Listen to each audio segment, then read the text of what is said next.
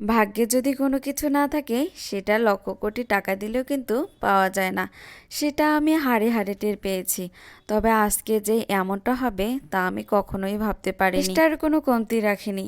তারপরেও যে আমাদের সাথে এরকম হবে সেটা ভাবলেই যেন চোখ দিয়ে অঝরেই পানি বের হয়ে যায়। আসলে এই ভাগ্য জিনিসটা অদ্ভুত। যদি সেটা কপালে না থাকে সেটা হাজার চেষ্টা করেও কিন্তু পাওয়া যায় না। আসসালামু আলাইকুম। এটা ছিল গত 1 তারিখের ভিডিও। এই দিনটা ছিল আমাদের জন্য খুবই খারাপ। কেন বলতেছি?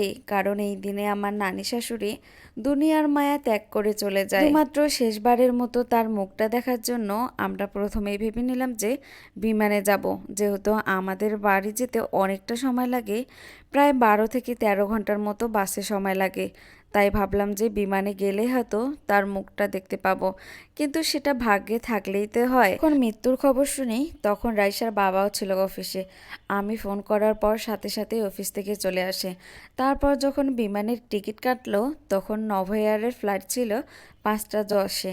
আমরা ভাবছিলাম যদি আমরা 5টা 10-এ উঠি, সেখান থেকে বিমানে যেতে মাত্র 1 ঘন্টা সময় লাগে, তাহলে আমরা নিশ্চয়ই তার মুখটা দেখতে পাবো।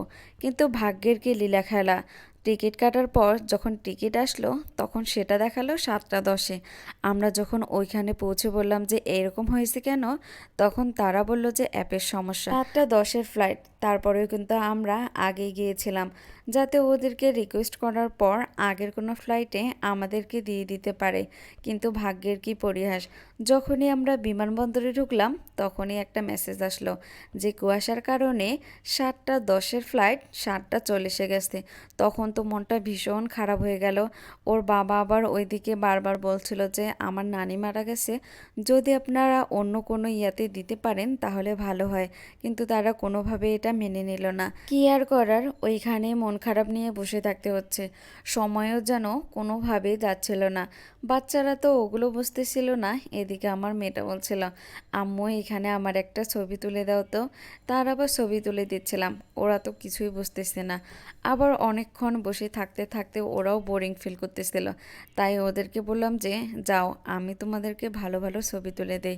এদিকে ছেলেটাও এসে বলল যে আম্মু আমারও একটা ছবি তুলে দাও। আসলে ওরা তো এখনো কিছুই বোঝে না। বারবার বারণ করার পরও তারা কিন্তু তাদের মতোই চলছিল। ওর বাবা আবার বারবার গ্রামের বাড়িতে ফোন দিচ্ছিল যাতে একটু সময় হলেও আমাদের জন্য রাখে। ও তো খুব কান্না করছিল, কারণ শেষবারের মতো ওর নানিকে একবারের জন্যও দেখতে পেল না। এদিকে আবার ওই তো মেয়ে দুটা ট্রলি নিয়ে আসছে। আমার ছেলে মেয়ে দুটা আবার ওইরকম ট্রলি নেওয়ার জন্য বারবার ওর বাবাকে বলছিল। কেমনটা লাগে বলুন তো? এমনিতেই মন মানসিকতা একদমই খারাপ ছিল।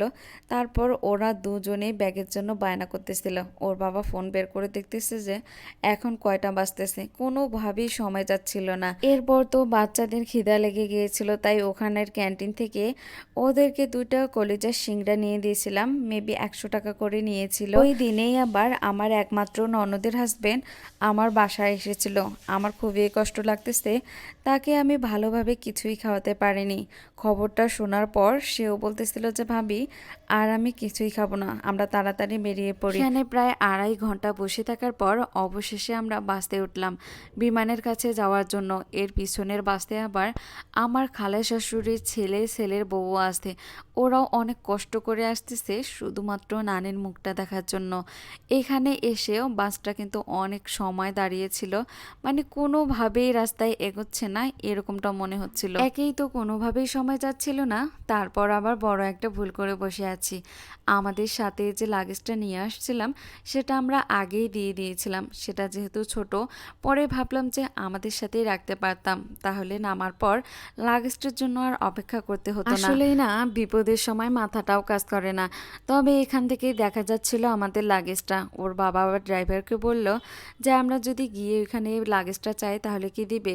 ড্রাইভার তো বললো দিবে না। ওর বাবা মাথা আঁচড়াচ্ছিল, বলতেছিল কি ভুলটাই না করলাম, কি করতেছে ও কি বলতেছে ও নিজেও বুঝতে পারতেছে না। শেষে গিয়ে নানিকে দেখতে পেলাম কি না সেটা আপনাদের সাথে কালকে শেয়ার